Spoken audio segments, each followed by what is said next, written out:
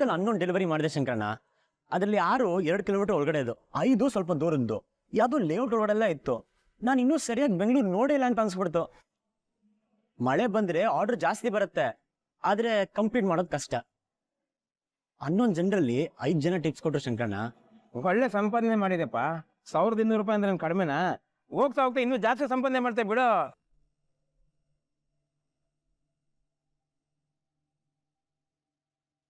₹200 ನಿಮ್ದು, 1,000 ರೂಪಾಯಿ ನಾನು ಇಟ್ಕೊಳ್ತೀನಿ. ಶಂಕರಣ್ಣ, ಈ ಮೊಬೈಲ್ ನನಗೆ ಅಂದ್ರೆ ಎಷ್ಟು ಕೊಡ್ತೀರಾ? ನೀನು ಈ ಮೊಬೈಲ್ ತಗೋತೀಯಾ? ಹ್ಞೂ ಶಂಕರಣ್ಣ, ಈ ಮೊಬೈಲ್ ನಾನೇ ಪರ್ಚೇಸ್ ಮಾಡ್ಬೋದಾ?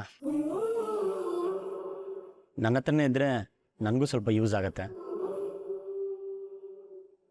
ದಿನ ರೆಂಟಿಗೆ ಇಸ್ಕೊಳ್ಳೋದು, ರಿಟರ್ನ್ ಕೊಡೋದು ಏನು ಚೆನ್ನಾಗಿರತ್ತೆ ಹೇಳಿ? ಸರಿ, ಕೊಡ್ತೀನಿ. ಈ ಮೊಬೈಲ್ ನಿಂಗೆ ಅಂತ ಆದರೆ 5,000 ರೂಪಾಯಿ ಕೊಡ್ತೀನಿ. ನೀನು ತಗೋತೀಯಾ? ಹಾಂ ಸರಿ ಶಂಕರಣ್ಣ, ದಿನ ಇಷ್ಟಿಷ್ಟೆಂತ ದುಡ್ಡು ಕೊಡ್ತೀನಿ, ಆಮೇಲೆ ಈ ಮೊಬೈಲ್ ನನಗೆ ಕೊಡ್ತೀರಾ? ಪೂರ್ತಿ ದುಡ್ಡು ಬಂದಿನ ಈ ಮೊಬೈಲ್ನ ನಿನಗೆ ಕೊಡ್ತೀನಿ. ಏನ್ ಬ್ರೋ ನೀನು ನನಗೆ ಬುದ್ಧಿ ಹೇಳ್ತೀಯ? ಸೇಮ್ ನೀನು ನನ್ನ ಥರನೇ. ನಿನ್ನ ಥರನಾ? ನಾನಲ್ಲಿ ನಿನ್ನ ಥರ ಪದ ಸಾಂಗ್ ಕೇಳ್ತೀನಿ. ನಂತರ ಅಂದರೆ ನಂತರ ಅಲ್ಲ, ಸ್ವಲ್ಪ ಬೇರೆ ಥರ. ನಾನು ಫೇಲ್ಯೂರ್ ಮೇಲೆ ಫೇಲ್ಯೂರ್ ಆದರೂ ಲವ್ ಮಾಡ್ತಾನೇ ಇರ್ತೀನಿ. ನೀನು ಅಷ್ಟೇ, ಸಾಲದ ಮೇಲೆ ಸಾಲ ಆದರೂ ಸಾಲ ಮಾಡ್ತಾನೇ ಇರ್ತೀಯ. ಆಗಲೇ ಕರೆಂಟಿನ ಬಿಲ್ ಸಾಲ ಎಷ್ಟೊಂದಿದೆ, ಅದನ್ನ ತೀರ್ಸೋಬಿಟ್ಟು ಈ ಮೊಬೈಲ್ ಶೋಕಿ ಬೇಕಾ ನಿಂಗೆ? ಶೋಕಿ ಅಲ್ಲ ಬ್ರೋ, ಇಟ್ಸ್ ಯೂಸ್ಫುಲ್. ಮೊಬೈಲ್ ಇದ್ರೆ ಬೇರೆ ಬೇರೆ ಕೆಲಸ ಹುಡುಕ್ಬೋದು, ಬೇರೆ ಬೇರೆ ಕೆಲಸ ಮಾಡಿದ್ರೆ ಬೇಗ 1 ಲಕ್ಷ ಸಂಪಾದನೆ ಮಾಡ್ಬೋದು. But still you have point. ನೀನು ಹೇಳ್ದಂಗೆ ಮೊದಲು ಆ ಕರೆಂಟ್ ಬಿಲ್ ಸಾಲ ತೀರಿಸ್ಬೇಕು, ಇಲ್ಲ ಅಂದರೆ ಸುಮ್ಮನೆ ಆರಾಧನವರೆಗೂ ತೊಂದರೆ. ಇವಾಗ ಕೈಯಲ್ಲಿ 3,000 ರೂಪೀಸ್ ಇದೆ, ನಿನ್ನೆದು 200 ರೂಪೀಸ್ ಇದೆ. ಅದರಲ್ಲಿ ಊಟಕ್ಕೆ ಅಂತ 100 ರೂಪೀಸ್ ಖಾಲಿ ಆಯಿತು. ಒಟ್ಟು 3,100 ರೂಪಾಯಿ ಇದೆ. ಇನ್ನೊಂದು 500 ಬೇಕು, ಆವಾಗ ಸಾಲ ತೀರಿಸ್ಬೋದು.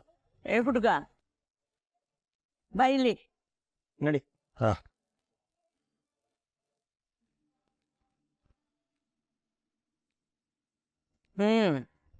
ಅಂತೂ ಮೊಬೈಲ್ ತಗೊಳ್ಳೇಬೇಕು ಅಂತ ನಿರ್ಧಾರ ಮಾಡಿಬಿಟ್ಟೆ ಅಲ್ವಾ? ಹಾಗೆ ಅದು ಹಾಗೇನೆ, ಕೈಯಲ್ಲಿ ದುಡ್ಡು ಬರೋಕ್ಕೆ ಶುರುವಾಗುತ್ತೆ ನೋಡು, ಆವಾಗ ಅವಶ್ಯಕತೆಗಳು ತುಂಬ ಕಾಣಿಸೋಕೆ ಶುರು ಆಗ್ಬಿಡುತ್ತವೆ. ಆವಾಗಲೇ ದುಡ್ಡು ಖಾಲಿ ಆಗೋದು. ಈಗೊಂದು ಉಪಾಯ ಹೇಳ. ಯಾವತ್ತಾದರೂ ಏನಾದರೂ ಬೇಕು ಅಂತ ಅನಿಸಿದಾಗ ಅದನ್ನು ಸಾಧ್ಯವಾದಷ್ಟು ಮುಂದಕ್ಕೆ ದೂಡಬೇಕು. ಅನ್ನಿಸ್ತು ಅನ್ಸಿದ ಕೂಡಲೇ ತೊಗೊಂಡ್ಬಿಡಬಾರ್ದು. Oh, you talking about impulse buying. ನೋಡು, ಅಜ್ಜಿ ಹತ್ರ ಮನಿ ಮ್ಯಾನೇಜ್ಮೆಂಟ್ ಬಗ್ಗೆ ಏನೆಲ್ಲ ಟಿಪ್ಸ್ ಇದೆ. ಅಜ್ಜಿ ಲೈಫ್ ಬಗ್ಗೆ ಎಷ್ಟು ಚೆನ್ನಾಗಿ ಹೇಳ್ತಾರೆ, ತುಂಬ ಸಿಂಪಲಾಗೂ ಹೇಳ್ತಾರೆ. ಅಜ್ಜಿ, ಇದನ್ನೆಲ್ಲ ಬುಕ್ಕಲ್ಲಿ ಓದಿದ್ದೆ, ಇವಾಗ ಪ್ರಾಕ್ಟಿಕಲಾಗಿ ಗೊತ್ತಾಗ್ತಿದೆ. ಏನು ಕಲ್ಲು? ಪ್ರಾಕ್ಟಿಕಲ್ ಅಜ್ಜಿ. ಒಂದು ಟೈಮಲ್ಲಿ ಅಜ್ಜಿ 1.5 lakhsಗೆ ನಮ್ಮ ಡ್ಯಾಡ್ ನನಗೆ ಫೋನ್ ಕೊಡಿಸಿದ್ರು. ಅದು ಬರೀ ಕಲರ್ ಚೆನ್ನಾಗಿಲ್ಲ ಅಂತ ಹೇಳಿ ಸೈಡಿಗಿಟ್ಟು ನಾನು ಬೇರೆ ಫೋನ್ ತೆಗೆಸ್ಕೊಂಡಿದ್ದೆ. ಇವಾಗ 5,000 ರೂಪೀಸ್ಗೆ ಸೆಕೆಂಡ್ ಹ್ಯಾಂಡ್ ಫೋನ್ ತೊಗೊಳಕ್ಕೆ ಯೋಚನೆ ಮಾಡ್ತಾ ಇದ್ದೀನಿ. ಅಯ್ಯೋ ಹೌದಪ್ಪ, ನಿಮ್ಮಪ್ಪ ಕೋಟ್ಯಾಧೀಶ್ವರ ನಿನಗೆ 1.5 ಲಕ್ಷ ರೂಪಾಯಿದು ಫೋನ್ ಕೊಡಿಸಿದ್ರು. ನಿಜಾನೇ ಹೇಳ್ತೀನಿ ಅಜ್ಜಿ, ನಿಮ್ಗೆ ನಾನು ರೈಲ್ ಬಿಡ್ತೀನಿ ಅಂತ ಅನಿಸ್ತಿದ್ಯಾ? ಹೋಗ, ಸುಮ್ಮನೆ ಏನೇನೋ ಹೇಳಬೇಡ. ನನಗೇನು ಅರ್ಥ ಆಗೋದಿಲ್ಲ ಅಂತ ತಿಳ್ಕೊಂಡಿದೀಯಾ? ನನ್ನ ಹತ್ರನೇ 200 ರೂಪಾಯಿ ಸಾಲ ತೊಗೊಂಡವ್ನು ನೀನು, ಅಂಥದ್ದು ನಿನಗೆ 1.5 ಲಕ್ಷ ರೂಪಾಯಿದು ಫೋನ್ ಕೊಡಿಸ್ತಾರಾ? ಮಾಡಕ್ಕೆ ಬೇರೆ ಕೆಲಸ ಇಲ್ಬೇಡ ನಿನಗೆ, ಸುಮ್ಮನೆ ಹೋಗು. ಸರಿ ಅಜ್ಜಿ.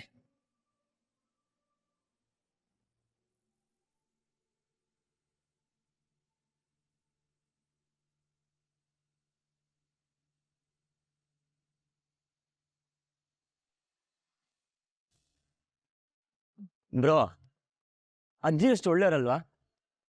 ಪಾಪ ತಮ್ಮ ಕಷ್ಟ ಎಷ್ಟೇ ಇದ್ರೂ ಇನ್ನೊಬ್ಬರ ಕಷ್ಟದ ಬಗ್ಗೆ ಯೋಚನೆ ಮಾಡ್ತಾರೆ. She has A kind heart. ಬಿಡಪ್ಪ, ನಮ್ಮ ಕಷ್ಟ ಯಾರು ನೋಡೋಕ್ಕಾಗಲ್ಲ. ನಮ್ಮ ಪಾಲಿ ಬಂದದನ್ನ ನಾವೇ ಅನುಭವಿಸ್ಬೇಕು. ನೋಡು, ಈ ಜಗತ್ತಲ್ಲಿ ಒಳ್ಳೆಯವರು ಅಂತ ಯಾರು ಇಲ್ಲ ಬ್ರೋ. ಎಲ್ಲರೂ ಕೆಲಸ ಇದ್ದಾಗ ಬರ್ತಾರೆ, ಕೆಲಸ ಮುಗಿದ್ಮೇಲೆ ಬೆನ್ನಿ ಚೂರ್ಯಾಕೆ ಹೊರಟು ಹೋಗ್ತಾರೆ. ಇಲ್ಲ ಬ್ರೋ, ಬೇರೆಯವ್ರ ಬಗ್ಗೆ ಗೊತ್ತಿಲ್ಲ, ಆದರೆ ಅಜ್ಜಿ ಬಗ್ಗೆ ಹಂಗೆ ಅನ್ಬಾರ್ದು. ಪಾಪ ಅವ್ರೇನು ಮಾಡ್ತಾರೆ?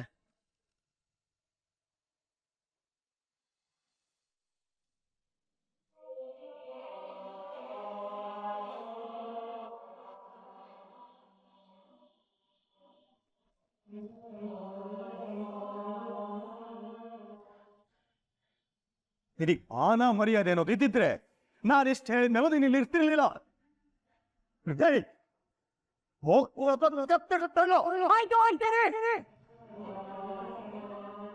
ನನ್ನ ಕೇಳಿ ಒಬ್ಬನೇ ಬದುಕಕ್ಕಾಗಲ್ಲ ಅಂತ ಅನ್ಕೋಬಿಟ್ಟಿದ್ದಾರೆ. ತೋರಿಸ್ತೀನಿ ಇವ್ರಿಗೆ.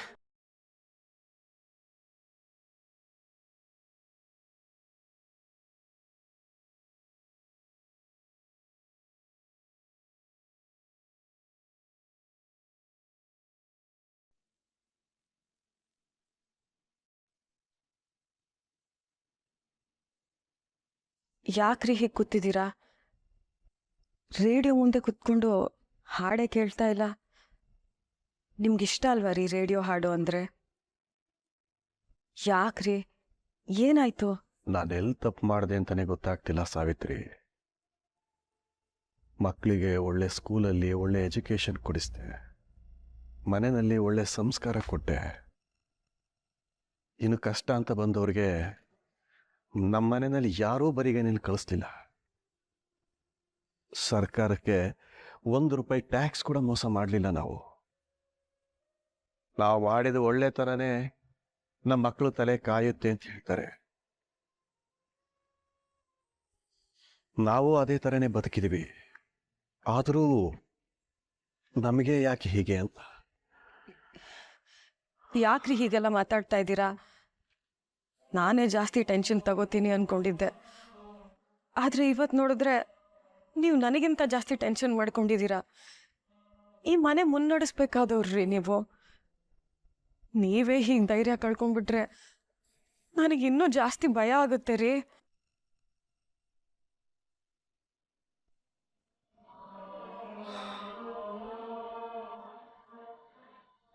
ಇನ್ನೂ ಎಷ್ಟು ದಿನ ಅಂತ ನಾನೇ ಈ ಮನೆನ ಮುನ್ನಡೆಸ್ಬೇಕು? ಮನೇನ ಮತ್ತೆ ಕಂಪ್ನಿನ ಮುನ್ನಡೆಸ್ಬೇಕಾದವನು ಮನೆಯಿಂದ ಎಲ್ಲೋ ದೂರ ಇದ್ದಾನೆ. ಮತ್ತೆ ಮಗಳ ಜೀವನದಲ್ಲಿ ಏನೇನೋ ನಡೀತಾ ಇದೆ. ಒಂದು ಕಡೆಯಿಂದ ನಾನೆಲ್ಲ ಜೋಡಿಸ್ಕೊಂಡು ಬರ್ತೀನಿ, ಮತ್ತಿನ್ನೊಂದು ಕಡೆಯಿಂದ ಎಲ್ಲ ಮುರಿದು ಬೀಳ್ತಾ ಇದೆ. ಹಾಗಿದ್ರೆ ಎಲ್ಲಿ ತಪ್ಪಾಗಿದೆ? ತಪ್ಪು ಅಂತ ಅಲ್ಲ ರೀ. ಎತ್ತು ಬೆಳೆಯಕ್ ಮುಂಚೆ ನೊಗ ಹೊರಿಸಬಾರ್ದು ಅಂತಾರೆ. ಜವಾಬ್ದಾರಿ ಅನ್ನೋ ಹೊರೆನ ನೀವು ಬಲವಂತವಾಗಿ ರಾಜ್ ಮೇಲೆ ಹೊರಿಸೋ ಪ್ರಯತ್ನ ಪಟ್ರಿ ಅಂತ ನನಗನ್ನಿಸ್ತಾ ಇದೆ. ನೀವು ಮೊದಲು ರಾಜ್ನ ತಯಾರು ಮಾಡ್ಬೇಕಾಗಿತ್ತು ರೀ.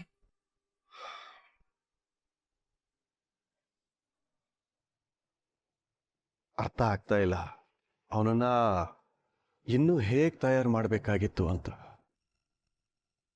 ಅವನಿಗೆ ಇಂಟ್ರೆಸ್ಟೇ ಇಲ್ಲದೆ ಇರುವಾಗ ಮಾಡಿದ್ದೆಲ್ಲ ಒತ್ತಾಯ ಅನಿಸುತ್ತೆ, ಹೇಳಿದ್ದೆಲ್ಲ ಉಪದೇಶ ಅನಿಸುತ್ತೆ. ಸಾವಿತ್ರಿ, ಯಾಕೋ ಏನೋ ಸರಿ ಹೋಗ್ತಿಲ್ಲ. ರೀ, ನೀವು ಇಷ್ಟೊಂದು ಬೇಜಾರು ಮಾಡ್ಕೋಬೇಡಿ, ಎಲ್ಲ ಸರಿ ಹೋಗುತ್ತೆ. ಯಾವುದಕ್ಕೂ ನಾವು ಒಂದ್ಸತಿ ಗುರುಗಳ ಹತ್ರ ಮಾತಾಡಿ ಒಂದು ಪೂಜೆ ಮಾಡಿಸ್ಬಿಡೋಣ. ಏನು ಸಾವಿತ್ರಿ, ಎಲ್ಲದಕ್ಕೂ ಪೂಜೆ ಪೂಜೆ ಅಂತಿರ್ತೀಯ? ಪೂಜೆ ಮಾಡಿಸೋದ್ರಿಂದ ಸಮಸ್ಯೆ ಬಗೆಹರಿಯೋ ಹಾಗಿದ್ದಿದ್ರೆ ಜಗತ್ತು ಹೀಗಿರ್ತಿರ್ಲಿಲ್ಲ. ಅದೊಂದು ನಂಬಿಕೆ ರೀ. ಔಷಧಿ ತಗೊಂಡ್ರೆ ಎಲ್ಲ ರೋಗ ಗುಣ ಆಗುತ್ತಾ? ಇಲ್ಲ ತಾನೆ. ಕೆಲವಾಗುತ್ತೆ, ಕೆಲವಾಗಲ್ಲ. ಇದು ಹಾಗೇನೆ. ನಿಮ್ಮ ನಂಬಿಕೆ ನಿಮ್ಮದು ರೀ, ನನ್ನ ನಂಬಿಕೆ ನಂದು. ಪ್ಲೀಸ್ ರೀ, ದೇವ್ರ ವಿಷಯದಲ್ಲಿ ಹೀಗೆ ಮಾತ್ರ ಹೇಳಬೇಡಿ. ಒಂದ್ಸತಿ ದೇವಸ್ಥಾನಕ್ಕೆ ಹೋಗಿ ಬರೋಣ ರೀ. ನೀವು ನನ್ನ ಜೊತೆ ಬರಲೇಬೇಕು. ಸರಿ, ಯಾವುದರಿಂದನೋ ನಿನಗೆ ನೆಮ್ಮದಿ ಸಿಗುತ್ತೆ ಅನ್ನೋದಾದರೆ ನಾನು ಯಾಕೆ ಬೇಡ ಅನ್ನಲಿ? ಬರ್ತೇನೆ.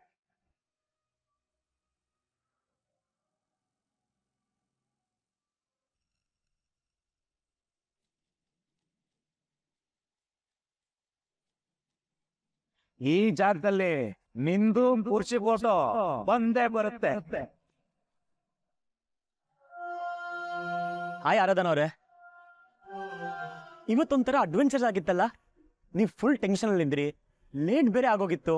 ನಾನು ಬೇರೆ ಫಾಸ್ಟಾಗಿ ಗಾಡಿ ಓಡಿಸ್ದೆ, ರೂಮ್ ಅಂತ ಚೇಸಿಂಗು, ಆಮೇಲೆ ಆಕ್ಸಿಡೆಂಟ್. ಎರಡ ಫುಲ್ ಮಜಾ ಬಂತಪ್ಪ. ಹೌದು, ನಿಮ್ಗೆ ಇಂಜುರಿ ಆಗಿತ್ತಲ್ಲ, ಇವಾಗ ಹೇಗಿದೆ? ಸಾರಿ ರೀ, ಅಡ್ವೆಂಚರ್ ಅಂದ ಮಾತ್ರಕ್ಕೆ ಬೇಕು ಅಂತ ಮಾಡಿದೆ ಅಂತ ಅನ್ಕೋಬೇಡಿ. ನಿಮ್ಗೊಂದು ಚೂರು ರೆಸ್ಪಾನ್ಸಿಬಿಲಿಟಿ ಇಲ್ಲ, ಸುಮ್ಮನೆ ಹುಡುಗಾಟ ಮಾಡ್ತಾನೆ. ಅಡ್ವೆಂಚರ್ಸ್ ಅಂದ್ಬಿಟ್ಟು ಗಾಡಿಯಿಂದ ಬೀಳಿಸ್ಬಿಟ್ಟ ಅಂತ ಬೈಕೋಬೇಡಿ. ನನಗೇನಾಯ್ತು ಗೊತ್ತಾ, ಸಡನ್ನಾಗಿ ಎದುರುಗಡೆ ಹಂಸ್ ಕಾಣಿಸ್ತಾ ಬ್ರೇಕ್ ಹಾಕಕ್ಕೆ ಹೋದೆ, ಬ್ಯಾಲೆನ್ಸ್ ಸಿಗಲಿಲ್ಲ, ದಪ್ ಅಂತ ಬಿದ್ವಿ. ನೀವು ಸರಿಯಾದ ಟೈಮ್ ರೀಚ್ ಆದ? ಇಲ್ಲ ಅನ್ಸುತ್ತೆ. ಯಾರ ಬೈದ್ಬಿಟ್ರಾ?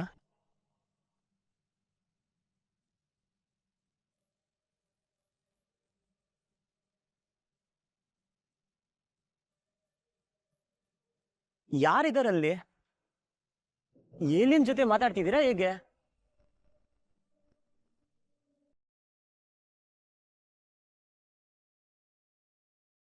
ನಾನು ಮಾತಾಡ್ತಾನೆ ಇದ್ದೀನಿ, ನೀವು ಸುಮ್ಮನೆ ಇದ್ದೀರಾ? ಬೆಳಿಗ್ಗೆ ಬಿದ್ದಿರೋದು ಜಾಸ್ತಿ ಪೆಟ್ಟೆನ ಆಗಿದೆಯಾ? ಒಂದೊಂದ್ಸತಿ ಬಿದ್ದಾಗ ಗೊತ್ತಾಗಲ್ಲ, ಆಮೇಲೆ ಪೇಯ್ನ್ ಆಗಕ್ಕೆ ಶುರು ಆಗತ್ತೆ. ಯಾಕೋ ಗೊತ್ತಿಲ್ಲ, ನಾನು ಹೋಗಿದ ಕಡೆ ಎಲ್ಲ ಹೀಗೆ ಆಗತ್ತೆ. ಏನಾದರೂ ಒಂದು ತಪ್ಪು ಆಗ್ತಾನೆ ಇರುತ್ತೆ. ಪಾಪ, ನೀವು ಸಫರ್ ಮಾಡ್ತಿದ್ದೀರಾ.